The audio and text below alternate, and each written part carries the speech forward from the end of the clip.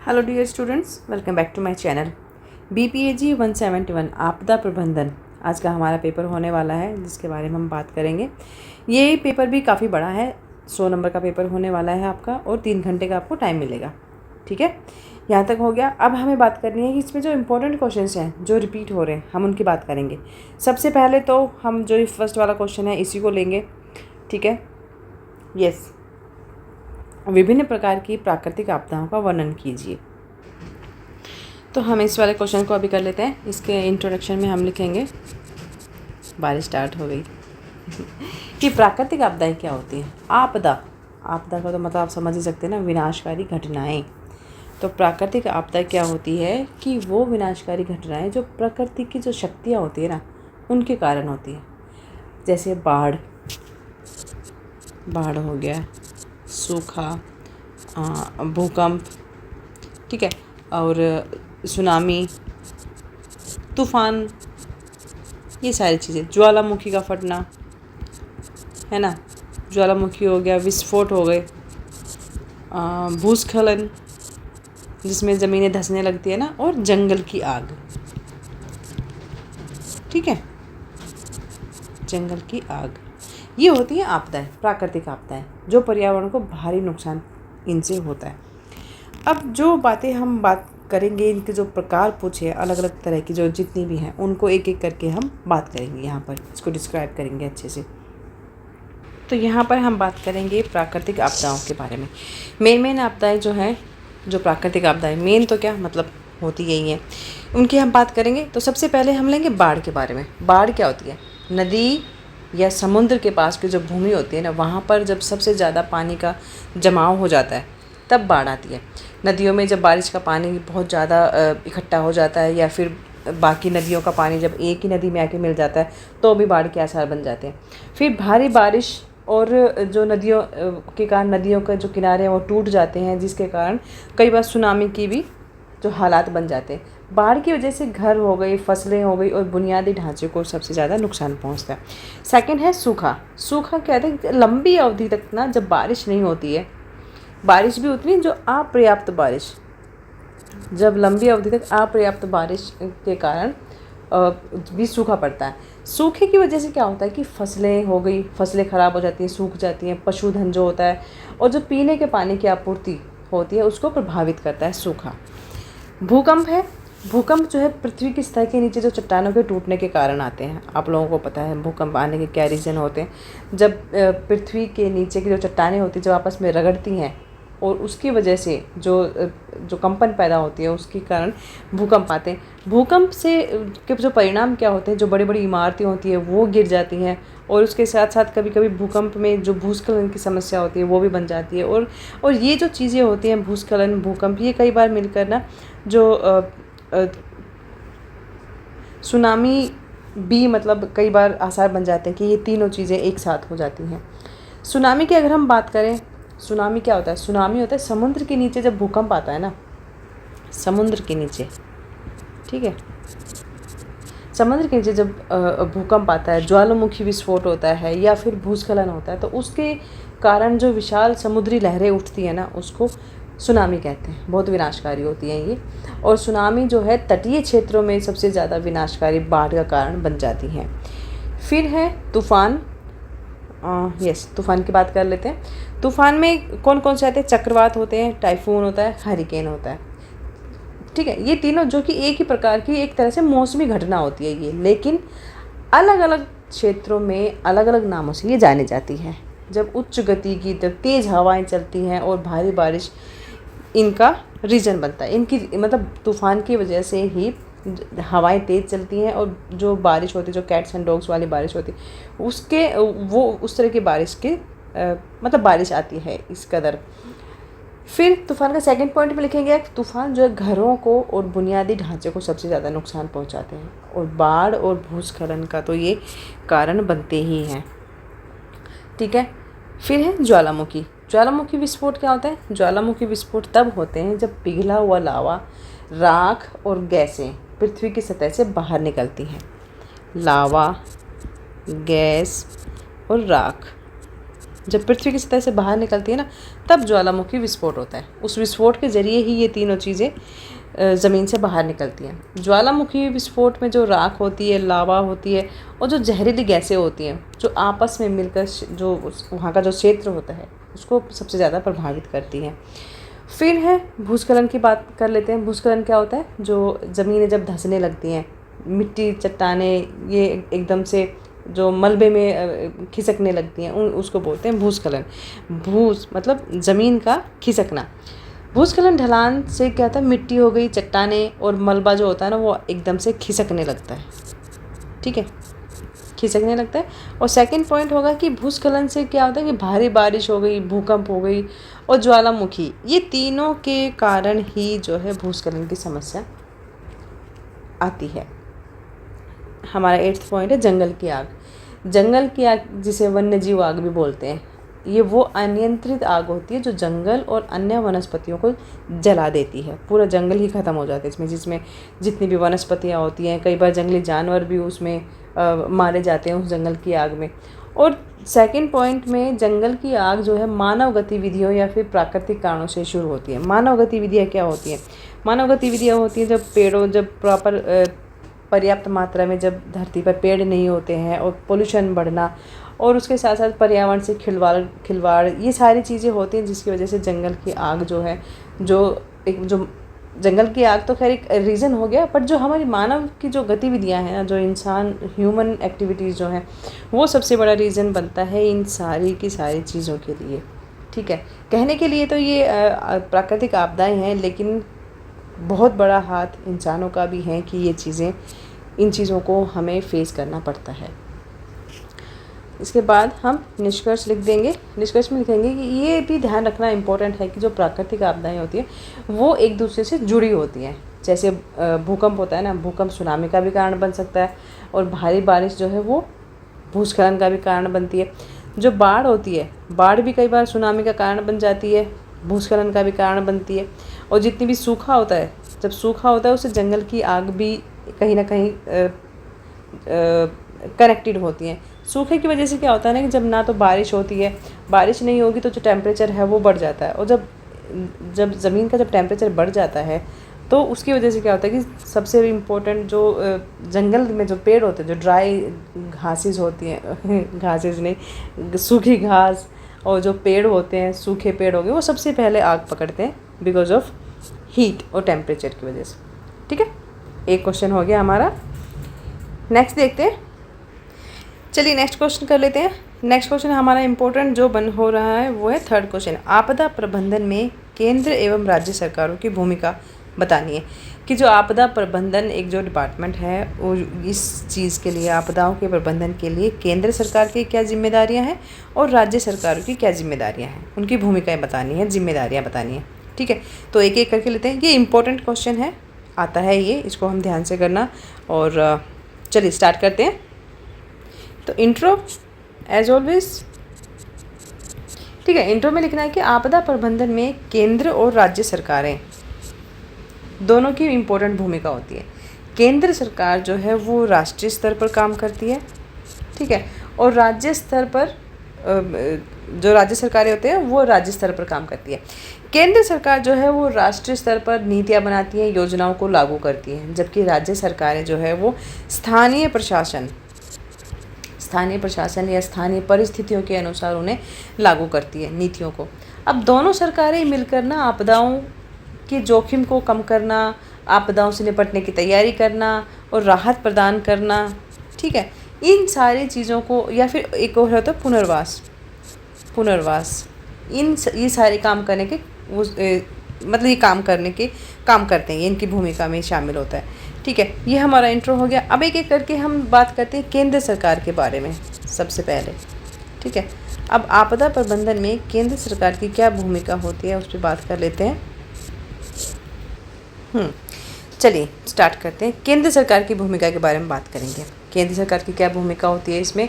नीति निर्माण योजना। नीति निर्माण, केंद्र सरकार जो है वो आपदा प्रबंधन के लिए नीतियाँ बनाती है और योजनाएं बनाती हैं और उसको पूरे देश में क्या करती हैं, लागू करवाती हैं। सेकंड पॉइंट है वित्तीय सहायता। वित्तीय सहायता केंद्र सरकार द्वारा राज्य सरकारों को प्रदान की जाती है। खासकर जब बड़ी आपदाएं आती हैं उस टाइम जो केंद्र सरकार है वो राज्य सरकारों को वित्तीय सहायता प्रदान करती है।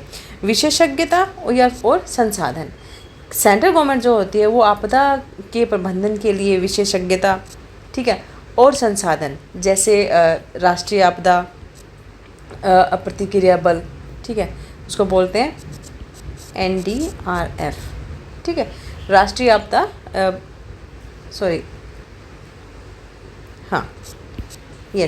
प्रतिक्रिया बल जिसको बोलते हैं, उसको जुटाती है, इसका इंतज़ाम करती है ताकि ये आपदाओं से निपटने में मदद करे। समन्वय क्या होता है कि जो केंद्र सरकारें होती हैं वो अपने अलग अलग मंत्रालय, ठीक है, मंत्रालयों के साथ और जो राज्य सरकारें होती हैं उनके साथ और अन्य जितने भी हितधारक होते हैं ना उनके बीच समन्वय स्थापित करती है ताकि आपदाओं से निपटने में उनको अच्छे से, मतलब उस रोल को अच्छे से निभाया जा सके, उस जिम्मेदारी को अच्छे से निभाया जा सके। तो समन्वय स्थापित करना भी केंद्र का ही काम है। अंतर्राष्ट्रीय सहयोग में जो सेंट्रल गवर्नमेंट होती है वो जितने भी अंतर्राष्ट्रीय जो संगठन होते हैं उनसे सहयोग लेती है और उनके साथ मिलकर जो आपदा का जो प्रबंधन है उसको अच्छे से उसका बारे में उसको मैनेज करने में सहयोग करती है अदर संगठन के साथ, जो इंटरनेशनल संगठन जो कम्युनिटीज़ होती हैं उनके साथ सहयोग करके आपदा प्रबंधन के जो एक संगठन है, मतलब इस संगठन के साथ मिलकर आपदा प्रबंधन में ये सब सहयोग करते हैं। ठीक है, ये हमने केंद्र की बात कर ली। अब हम राज्य सरकारों के रोल के बारे में बात कर लेते हैं कि राज्य सरकार की क्या भूमिका होती है इसमें।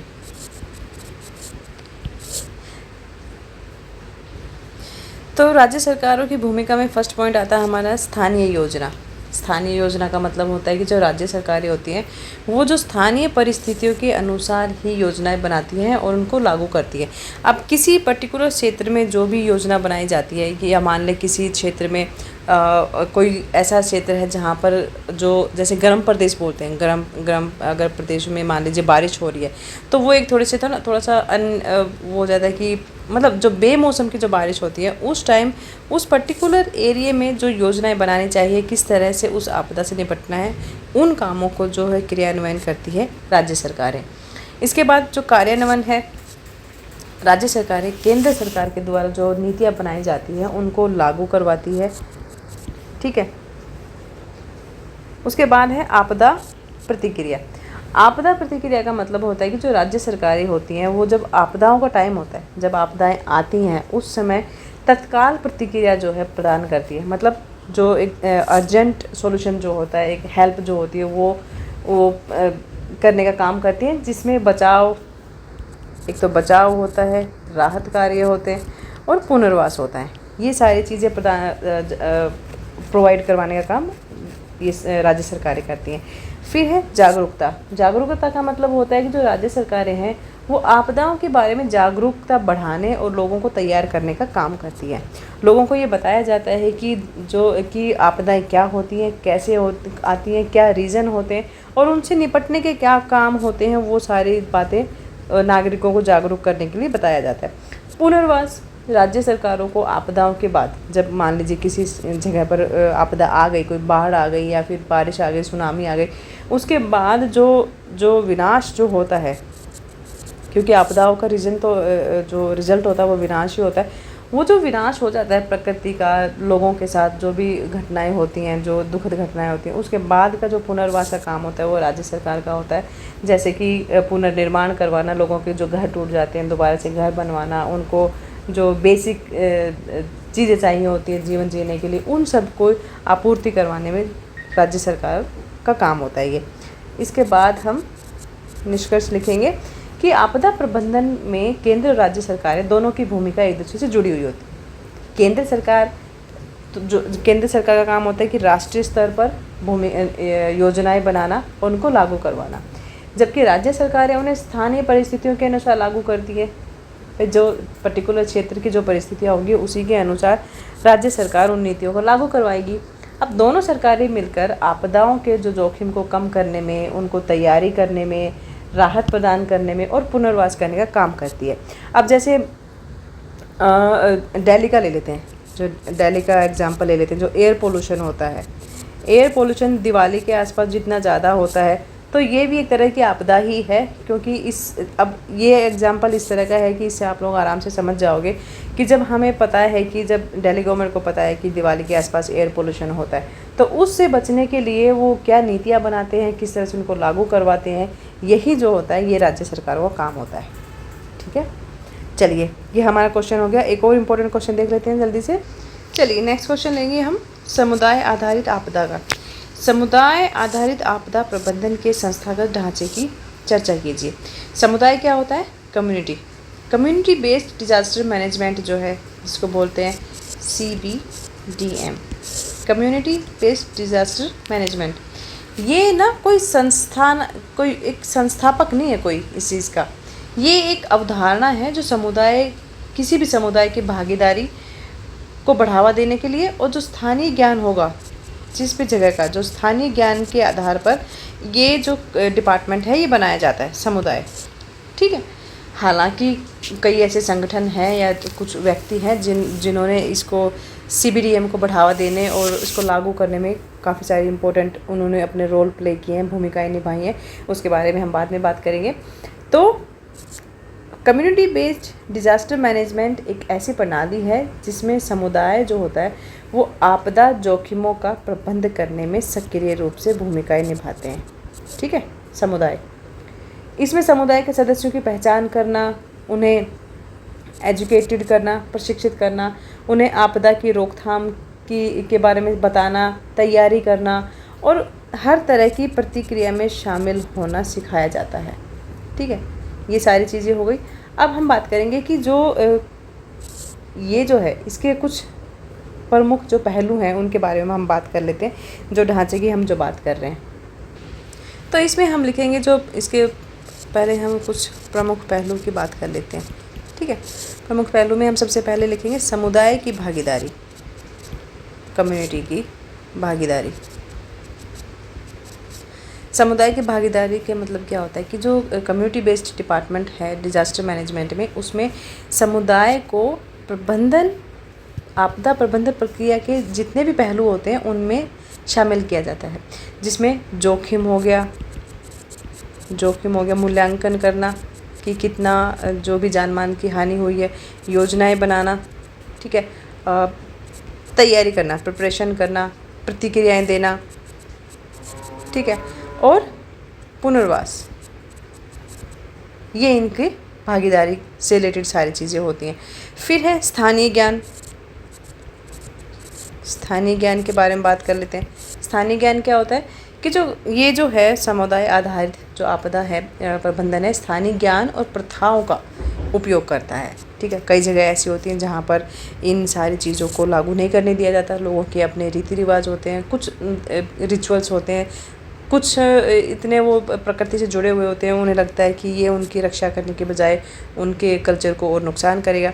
तो स्थानीय ज्ञान इसलिए इम्पोर्टेंट होता है ताकि जो वहाँ की नॉलेज होनी चाहिए, वहाँ पर जो प्रथाएं हैं उनका यूज़ करते हुए जो समुदाय के लिए, उनके लिए अलग नई परिस्थितियों के लिए सबसे उपयुक्त प्रतिक्रिया योजनाएं विकसित करने में मदद करता है। थर्ड पॉइंट है क्षमता निर्माण। क्षमता निर्माण क्या होता है कि जब ये जो आपदा प्रबंधन जो डिपार्टमेंट है, इसमें समुदायों को जो आपदा जोखिमों का प्रबंध करने के लिए आवश्यक जो भी चीज़ें होती हैं, कौशल हो गया, ज्ञान हो गया, इन सारी चीज़ों को विकसित करने में ये मदद करती है, क्षमता बढ़ती है उसे ये सारी चीज़ों को लागू करवाने में, कि आपदा प्रबंधन को कैसे करना है, उसका प्रबंध कैसे करना है, लोगों को दक्ष कैसे बनाना है, लोगों के बीच में जागरूकता कैसे लानी है, ये सारी चीज़ों का काम करना होता है। फोर्थ है संसाधनों का उपयोग। संसाधनों का उपयोग, ठीक है। कम्युनिटी बेस्ड डिपार्टमेंट जो है डिजास्टर मैनेजमेंट जो है वो स्थानीय संसाधनों का उपयोग करता है, जो आपदा प्रतिक्रिया को और ज़्यादा प्रभावशाली बनाता है और उसको टिकाऊ भी बनाता है, ताकि वो जो काम होते हैं वो ज़्यादा लंबे समय तक लोगों को फ़ायदा पहुँचाए। इसके बाद कुछ और भी संगठन हैं जिनकी हम बात कर लेते हैं यहाँ, उन संगठनों की जिन्होंने इसमें महत्वपूर्ण योगदान दिया है। ठीक है, संगठनों की भूमिका। पहला है सीड्स। सीड्स का मतलब है sustainable environment and ecological development society. ठीक है, ये एक गैर सरकारी संगठन है जो समुदाय आधारित आपदा प्रबंधन के जितने भी काम होते हैं ना, उनके माध्यम से जो सुरक्षित स्कूल हो गए, सुरक्षित समुदाय, इसको बढ़ावा देता है, इस विचार को बढ़ावा देता है। ठीक है, ये इनका विचार है। फिर है NDMA। इसका मतलब होता है कि राष्ट्रीय नेशनल डिजास्टर मैनेजमेंट अथॉरिटी। तो इसके द्वारा भारत में आपदा प्रबंधन के लिए ये शीर्ष निकाय है, मतलब ये टॉप के वो हैं संगठन है जो जिनकी हमेशा ये भूमिका रहती है। फिर कुछ और भी अन्य गैर सरकारी संगठन होते हैं, जैसे समुदाय होते हैं, जैसे जिनका काम होता है डिजास्टर मैनेजमेंट को बढ़ावा देना और उसको लागू करने में सक्रिय रूप से शामिल रहते हैं। ठीक है, तो इसके बाद हम निष्कर्ष लिख लेंगे। इन दोनों की भूमिका आपको बतानी पड़ेगी, तब जाकर ये जो संस्थागत ढांचे हैं ना, ये यही है। ठीक है, इन्हीं के बारे में बात करनी है। तो निष्कर्ष में लिख देंगे कि जो समुदाय आधारित आपदा प्रबंधन जो है, ये गतिशील अवधारणा है जो लगातार विकसित हो रही है, और जैसे जैसे समुदाय आपदा जोखिमों का प्रबंधन करने के नए नए तरीके सीखते हैं, तो ये जो डिपार्टमेंट है CBDM, ये भी विकसित होता रहेगा। और उसके साथ साथ जो जागरूकता जिस तरह से लोगों में बढ़ती रहेगी स्थानीय लेवल पर और राज्य सरकारों की हेल्प से, राज्य और केंद्र सरकार की मदद से, तो वो काफ़ी चीज़ें जो है आपदाओं से निपटने में सक्रिय भूमिका निभाते हैं। नेक्स्ट हमारा जो एक और इम्पोर्टेंट क्वेश्चन बनता है यहाँ पर, वो है 4th क्वेश्चन। आपदा तैयारी के प्रकारों के साथ साथ उसके मुख्य अवयवों पर एक टिप्पणी लिखिए। ये भी 20 नंबर का क्वेश्चन है, इसको हम करेंगे। ये इंपॉर्टेंट क्वेश्चन है कि आपदा तैयारी के कितने प्रकार होते हैं और उसके मुख्य अवयव घटक कौन कौन से हैं, उनके बारे में हम बात करेंगे। तो आपदा तैयारी को आपदा से आने से पहले किए गए उपाय और उन कार्यों के रूप में परिभाषित किया जाता है। ठीक है, आपदा के आने से पहले जो उपाय किए जाते हैं उनके कार्यों के रूप में परिभाषित किया जाता है। अब कौन कौन सी तैयारी होती है, तैयारी की बात कर लेते हैं। ठीक है, तैयारी होती है एक तो लक्ष्य मूलक तैयारी। ठीक है, इस क्षेत्र की तैयारी से जो आपदा प्रभावित क्षेत्रों को, जहाँ पर मेनली महिलाएं, बच्चे, बुजुर्ग, कहने का मतलब ये है कि इस जो लक्ष्य मूलक तैयारी होती है वो इस प्रकार की तैयारी होती है जो आपदा से प्रभावित क्षेत्रों में, जहाँ पर कोई आपदा आई हुई होती है, वहाँ पर महिलाएं, ठीक है, बच्चे और वृद्ध, ठीक, इसके साथ साथ पशुओं को, इनको लक्ष्य बनाकर उनकी सहायता की जाती है। इन लोगों की सहायता की जाती है कि अगर मान लीजिए किसी क्षेत्र में कोई आपदा आ गई, बाढ़ आ गई, सूखा आ गई, तो वहाँ पर मदद किसकी करी जाएगी? महिलाएं की, बच्चों की, वृद्धों की, और जो पशुधन होगा उसको, इन सबको लक्ष्य बनाना होता है और इनको लक्ष्य बनाकर ही वो मदद की जाती है। बहुत इम्पोर्टेंट क्वेश्चन है और हमेशा पूछा जाता है, इसलिए इसको अच्छे से करेंगे।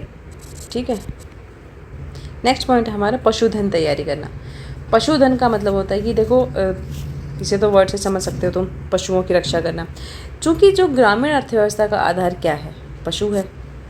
ठीक है, इसलिए पशुओं को सुरक्षित स्थान पर ले जाना, घायल पशुओं का उपचार करना, ठीक है, उनकी खोज करना, खो भी जाते हैं ना जब आपदा आती है तो जानवर वगैरह इधर उधर हो जाते हैं, खो जाते हैं, उनको ढूंढना और उनका बचाव करना, बचाव के साथ साथ पशुओं के लिए दवाइयों का संग्रह करना और संग्रह करके पशुओं को आपदा से बचाना।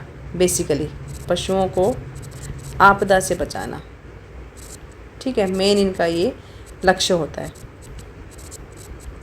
गुड। थर्ड,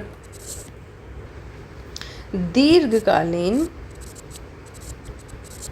तैयारी करना, लॉन्ग टर्म में तैयारी करना। इसका मतलब ये हुआ कि संवेदनशील जो क्षेत्र होते हैं ना, उनकी पहचान करना सबसे पहले, वहाँ का जो स्वास्थ्य सुधार है उन इकाइयों को मजबूत करना और उसके साथ साथ विशिष्ट समूह, कुछ विशिष्ट समूह भी होते हैं ना, उनको प्राथमिक उपचार सिखाना, संसाधनों का नियोजन करना और जो कार्य योजनाएं होती हैं उनको बनाना, नियम बनाना, नीतियाँ बनाना, ये सारी की सारी दीर्घकालीन तैयारी के अंतर्गत आते हैं। फोर्थ पॉइंट हमारा समुदाय आधारित आपदा प्रबंधन, ठीक है, योजना। इसमें क्या है कि जो आपदा की तैयारी है ना, उसमें पूरे समुदाय को शामिल किया जाता है, उनके साथ मिलकर काम किया जाता है, और कहाँ साथ मिलकर ही लोगों का जीवन, पशुधन हो गया, संपत्ति की रक्षा, संसाधनों का विश्लेषण करना, ठीक है, उनकी रक्षा करना, चेतावनियाँ देना और व्यवस्था मजबूत करना, मॉक ड्रिल का अभ्यास करना, जितने भी आश्रय स्थल होते हैं उनका निर्माण करना। क्योंकि जब आपदा आती है ना, तो बिना स्थानीय समुदाय का सहारा लिए, उनका सपोर्ट लिए, ये सारी जो चीज़ें होती हैं, जो सपोर्ट होते हैं, ये योजनाएं कार्यान्वित नहीं हो सकती हैं। क्योंकि जब तक स्थानीय लोगों को साथ नहीं होगा, स्थानीय लोगों को अपनी जगह का पता होता है, अपने स्थान का पता होता है कि वहाँ पर कौन सी चीज़ को किस तरह से लागू करवाना है, कौन सी नीति को लागू करवाना है, तो उनको सब पता रहता है। तो उनकी हेल्प के बिना ये चीज़ें जो है वो संभव नहीं हो पाती है। तो समुदाय का साथ लिए बिना ये योजनाएं कार्यान्वित नहीं हो सकती हैं। ये इम्पोर्टेंट रोल है इनका। इसके बाद 5th है आपदा मूलक तैयारी। बारिश बहुत अच्छी हो रही है आज दिल्ली में, बहुत अच्छी वाली बारिश हो रही है, मेरे सारे पौधे बहुत खुश हो गए। चलिए आपदा मूलक तैयारी कर लेते हैं। इसमें आता है एक तो संरचनात्मक तैयारी होती है। संरचनात्मक तैयारी की बात करेंगे पहले हम, ठीक है। इसका मतलब होता है कि इसमें आपदा से पहले और आपदा के बाद जो संरचनाएं होती हैं उनका निर्माण किया जाता है, ठीक है। सेकंड है गैर संरचनात्मक तैयारी। इसमें जो प्रशासनिक नियम बनाना, ठीक है, और योजनाएं लागू करना, सार्वजनिक जागरूकता पैदा करना, ये सारी चीज़ें शामिल होती हैं। फिर 3rd पॉइंट आएगा इसमें, आपदा तैयारी के जो मुख्य अवयव या फिर जो घटक हैं उनकी बात कर लेते हैं हम। पहला पॉइंट आएगा क्षेत्रीय, राष्ट्रीय और स्थानीय। क्षेत्रीय, राष्ट्रीय और स्थानीय, ठीक है। इन तीनों ही स्तर पर आपदा प्रबंधन से संबंधित नीतियाँ, टेक्नोलॉजी, प्रशिक्षण, संस्थागत क्षमताओं को मजबूत करना, ये घटक हो गया पहला। सेकंड है इसमें आपदा जो न्यूनीकरण हेतु, मतलब आपदाओं को कम से कम करने के लिए लोगों से संवाद करना, ठीक है, उनसे सूचनाओं का आदान प्रदान करना, ये इसका सेकंड इम्पोर्टेंस हो गई। 3rd है कि आपदा तैयारी की जो योजनाएं होती हैं उन नीतियों को समय पर पूरा करवाना, और जो ज़्यादा संवेदनशील क्षेत्र होते हैं ना, संवेदनशील क्षेत्र और समूह, उनकी पहचान करना, ताकि भविष्य में इन क्षेत्रों पर ज़्यादा ध्यान दिया जा सके और इनके लिए एडवांस में ही, मतलब टाइम से पहले ही कुछ ऐसी योजनाएं, नीतियाँ बनाई जा सके ताकि उन पर विशेष ध्यान दिया जा सके। 4th पॉइंट है कि आपातकालीन निधियों को स्थापित करना, साझेदारों को, जो साझेदार होते हैं ना, उनको आपदा राहत योजनाओं में शामिल करने के लिए एक विशिष्ट तंत्र का निर्माण करना, ठीक है।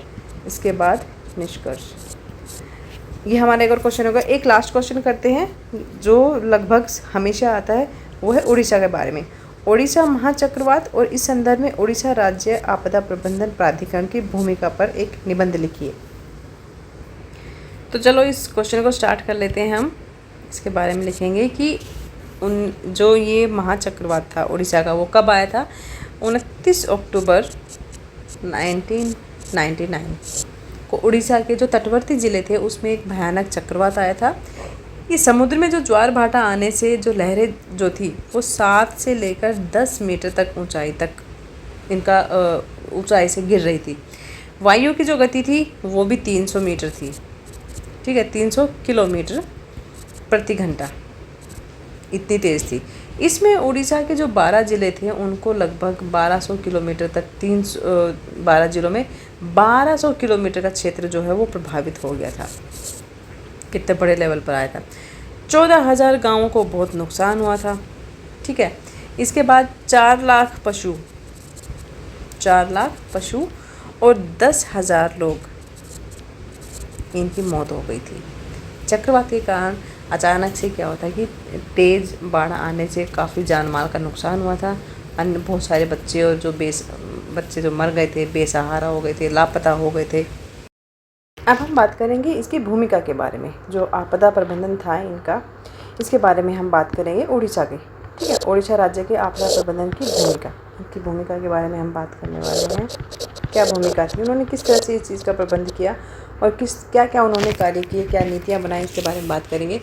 तो ये जो उड़ीसा, मैं पूरा नाम लिख देती हूँ इसका, DAMA। ठीक है, यस। इसने क्या किया था कि इसने समुदाय केंद्रित एक दृष्टिकोण अपनाया। इन्होंने समुदाय को साथ लेके चलना, इस दृष्टिकोण को अपनाया और केंद्रित दृष्टिकोण के साथ साथ जो न्यूनीकरण एवं प्रबंधन में प्रशिक्षण एवं भागीदारी, ठीक है, इसके माध्यम से जो स्थानीय समुदाय थे उनको सशक्त बनाया। ठीक है, सेकंड पॉइंट, कहने का मतलब है कि लोगों को ट्रेनिंग दी, लोगों को समझाया, जागरूक किया, उनको प्रशिक्षण दिए इन चीज़ों से निपटने के लिए, आपदाओं से निपटने के लिए। ठीक है, तो सेकंड है हमारा ये जो डिपार्टमेंट है, इन्होंने नियमित मॉक ड्रिल, ठीक है, मॉक ड्रिल किया, जिसका फ़ायदा ये हुआ कि इसमें अनेक जितने भी सरकारी और ज़िला प्रशासन, ठीक है, इसके साथ साथ NGOs जितने भी थे और स्वयंसेवक, ये सब लोग शामिल थे। ठीक है, इस मॉक ड्रिल में ये एक इम्पोर्टेंट स्टेप था जो उड़ीसा गवर्नमेंट ने चलाया था इन आपदाओं से निपटने के लिए। थर्ड पॉइंट है कि ये जो डिपार्टमेंट है OSDAMA, ठीक है, इसने राज्य और राष्ट्रीय दोनों स्तरों पर आपदा प्रबंधन नीतियों और प्रथाओं को आकार देने में योगदान दिया। कि राज्य और राष्ट्रीय दोनों स्तर पर ही आपदा प्रबंधन की जो नीतियाँ थी, जो प्रथाएं थी, नीतियाँ, योजनाएं जो भी थी, उनको आकार देने में इन दोनों लेवल पर इस डिपार्टमेंट ने काफ़ी योगदान दिया, उड़ीसा डिज़ास्टर मैनेजमेंट डिपार्टमेंट ने। फोर्थ है कि ये उड़ीसा डिपार्टमेंट ने बुनियादी ढांचे को भी साथ लेकर चले, जैसे चेतावनियाँ देना, ठीक है, जो बुनियादी लेवल पर जो काम हो सकते थे, समुदाय आधारित जो रणनीतियाँ थी वो बनाई, ठीक है, विकसित करी।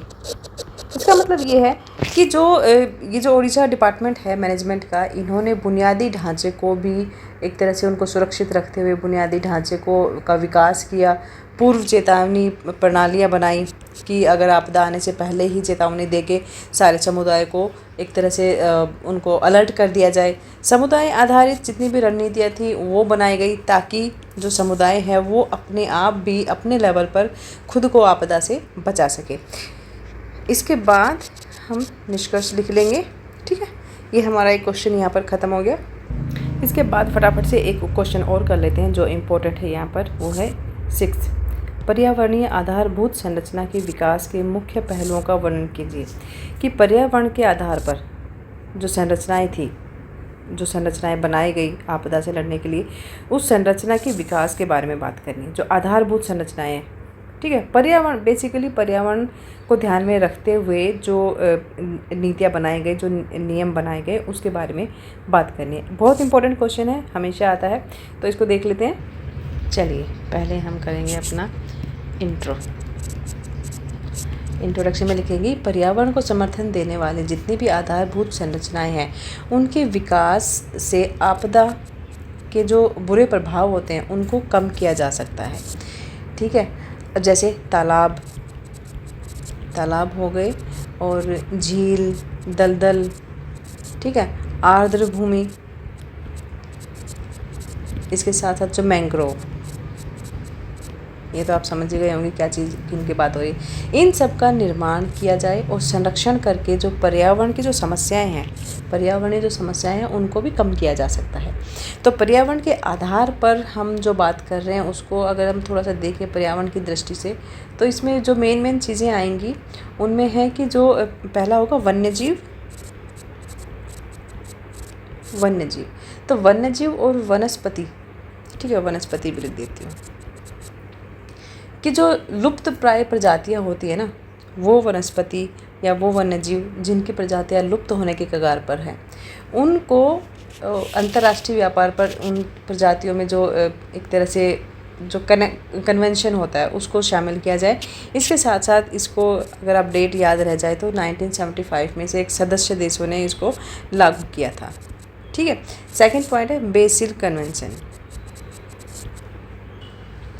बेसिल कन्वेंशन ये मई 1992 में लागू किया गया था। इसका उद्देश्य था कि जो व्यापार होता है, व्यापार में शामिल जितनी भी चीज़ें होती हैं, चाहे जैसे वो कुछ स्क्रैप्स होते हैं, कचरा होता है, कई बार कुछ आप बोल सकते हो कुछ ऐसे केमिकल्स होते हैं, ठीक है, केमिकल्स का जिस तरह से किसी दूसरे देश से मंगाया जाता है जैसे, तो वो केमिकल वगैरह हो गया, कचरा हो गया, जहरीला कचरा भी होता है। तो इन चीज़ों को एक जगह से दूसरी जगह ले जाने के लिए जो काफ़ी विवेकपूर्ण तरीक़ों से उन चीज़ों को निपटारा करना चाहिए, ताकि अगर ये चीज़ें लीक हो जाती हैं, अगर जहरीली गैसें लीक हो गई या फिर ये जो कचरा है इस तरह का ये समुद्र में गिर गया या फिर भूमि पर ही पड़ा रह गया, तो उससे क्या होता है कि जो वाटर पोल्यूशन हो जाएगा और जो ज़मीन पर गिरता है तो ये चीज़ें जल्दी से डिज़ोल्व नहीं होती हैं। तो ये एक तरह से पोल्यूशन के लिए भी हमारे लिए भी खतरा होता है और पोल्यूशन भी इन चीज़ों से बढ़ता है। तो इन सब चीज़ों को ध्यान रखते हुए बेसिल कन्वेंशन ये कानून बनाया गया था। इसका उद्देश्य इतना ही था कि व्यापार में जो खतरनाक चीज़ें, जो डेंजरस चीज़ें जो शामिल होती है, उनका विवेकपूर्ण उन चीज़ों को निपटारा किया जा सके उनका। नेक्स्ट है क्योटो प्रोटोकॉल। ठीक है, इसे जापान के शहर क्योटो में 11 दिसंबर 1997 को अपनाया गया था। ठीक है, जापान में। इसका उद्देश्य भी यही था कि ग्रीन हाउस गैसों का उत्सर्जन करना। ठीक है, ग्रीन हाउस गैसों का क्या करना, उत्सर्जन करना। ठीक है, इसके बाद फिफ्थ पॉइंट, मरुस्थल में निपटने के जो मरुस्थलीकरण जो बढ़ रहा था उससे निपटने के लिए, मरुस्थलीकरण से निपटने के लिए सम्मेलन। ठीक है, इसको देख लेते हैं। ये भी 1994 में लागू किया गया था। इसका उद्देश्य क्या था कि जो टिकाऊ भूमि होती है, जो उपजाऊ भूमि होती है, टिकाऊ भूमि, उसका प्रबंधन करके दुनिया में जो मरुस्थल है, मरुस्थल के प्रसार को रोकना। मरुस्थल का प्रसार क्या होता है, जहाँ पे जो ज़मीन है वो भुरभुरी हो जाती है, वहाँ कृषि करना मुश्किल हो जाता है। तो जो अच्छी भूमि होती है, टिकाऊ उपजाऊ भूमि होती है, उसका मरुस्थल बनने से रोकना, उसका प्रबंध करके दुनिया में मरुस्थलीकरण मतलब मरुस्थल कम हो, उसके प्रसार को रोकना। 6 है समुद्र के कानून पर, समुद्र के कानून पर कन्वेंशन। ये लागू हुआ था 16 नवंबर 1994 को। इसका क्या उद्देश्य था? इसका उद्देश्य था जो भी समुद्री संसाधन है ना, जितने भी हैं समुद्री संसाधन, उनके निष्कर्षण पर देशों को न्यायोचित अधिकार दिलवाना। ठीक है, कि जो सरकारें हैं, जो कंसर्न गवर्नमेंट्स हैं, उनको अपने जो समुद्री संसाधन हैं उन पर उनका अधिकार हो और उस अधिकारों का दुरुपयोग करने से रोका जाए उनको, और उस किस तरह से समुद्री जीव है, जो समुद्री एक जीवन है, उसको भी समुद्री संसाधनों को बचाया जा सके, उनके निष्कर्षण पर भी देशों को एक तरह से न्यायोचित अधिकार दिलवाना। 7th है, 7th की हम बात कर लेते हैं। इसमें मॉन्ट्रियल प्रोटोकॉल। ठीक है, इसको लागू किया गया था 1 जनवरी 1989 को। इसका क्या उद्देश्य था? इसका उद्देश्य था ओजोन परत को सॉरी,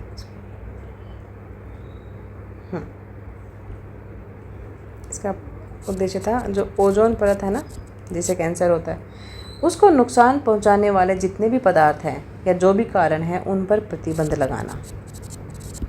ठीक है, ताकि सब लोग सुरक्षित रह सकें। ओजोन परत का जो एरिया है वो ज़्यादा बड़ा ना हो, जिसकी वजह से जो रेजिज़ होती हैं, जो कैंसर वाली रेजिज़ होती हैं, उससे सब लोगों को बचाया जा सके।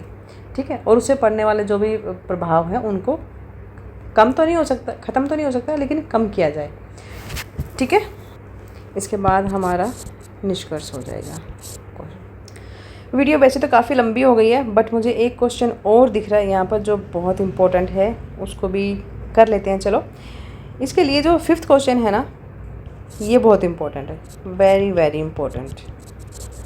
पुनर्निर्माण गतिविधियों के लिए धन प्रबंध का वर्णन कीजिए। ठीक है, तो इसको फटाफट से कर लेते हैं, ज़्यादा टाइम नहीं लेंगे। देखो, भारत में आपदा के बाद जो पुनर्निर्माण गतिविधियाँ होती हैं उनके लिए धन का क्या करना पड़ता है, प्रबंध करना पड़ता है। ठीक है, धन का प्रबंध, बिना धन के तो कुछ नहीं हो सकता।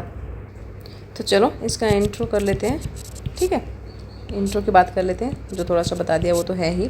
बाकी भारत में आपदा के बाद जो पुनर्निर्माण की जो गतिविधियाँ होती हैं उसके लिए जो धन का प्रबंध होता है वो राष्ट्रीय आपदा प्रबंध कोष, ठीक है, national disaster reserve of funds, और राज्य आपदा प्रतिक्रिया एक होता है स्टेट, ठीक है, डिजास्टर रिजर्व फंड, इसके माध्यम से किया जाता है। दोनों ही ये जो कोष हैं ये आपदा प्रबंधन अधिनियम 2005 के तहत स्थापित किए गए। इसके साथ साथ एक है NDRF, राष्ट्रीय आपदा प्रतिक्रिया कोष कह सकते हैं आप इसको। ये जो फंड है ये कोष गृह या फिर मंत्रालय द्वारा प्रतिबंधित है। मंत्रालय का इस पर अधिकार होता है। इसका उपयोग किसी भी बड़ी आपदा की स्थिति में राज्यों को सहायता देने के लिए किया जाता है। ठीक है, धन के द्वारा सहायता करने के लिए किया जाता है। सेकंड है ये जो हम बात कर रहे थे SDRF, स्टेट डिपार्टमेंट जो है मैनेजमेंट का, इसकी अगर हम बात करें तो इसमें आप लिखेंगे प्रत्येक राज्य का अपना एक डिपार्टमेंट होता है। ठीक है, इसका उपयोग राज्य के अंदर जो तत्काल राहत, ठीक है, जब कोई आपदा आती है ना तो तत्काल राहत के लिए और पुनर्निर्माण के लिए, पुनर्निर्माण इन गतिविधियों के लिए किया जाता है। ठीक है, फिर है वित्त पोषण, 3rd पॉइंट लिख देती हूँ, वित्त पोषण। SDRF में केंद्र सरकार और राज्य सरकार दोनों ही मिलकर क्या करती हैं, धन का योगदान करते हैं।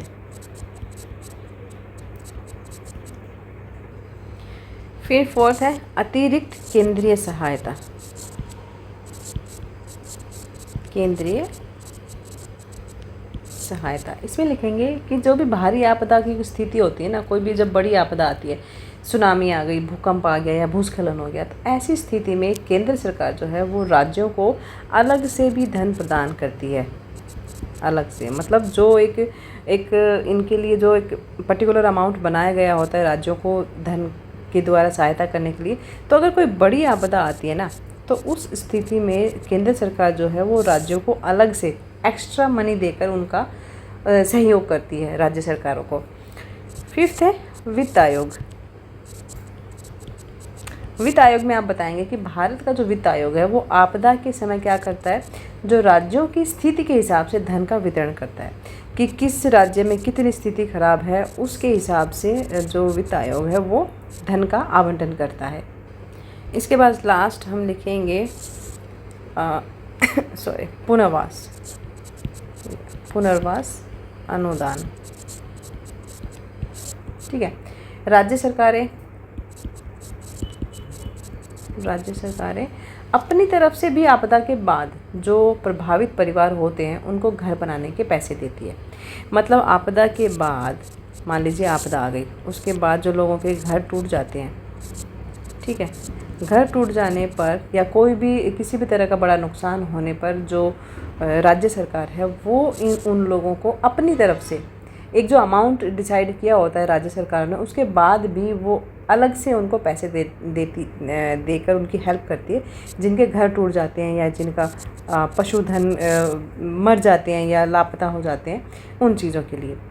इसके बाद निष्कर्ष लिख देंगे और हमारा पेपर कंप्लीट और वीडियो भी कंप्लीट। Best of luck.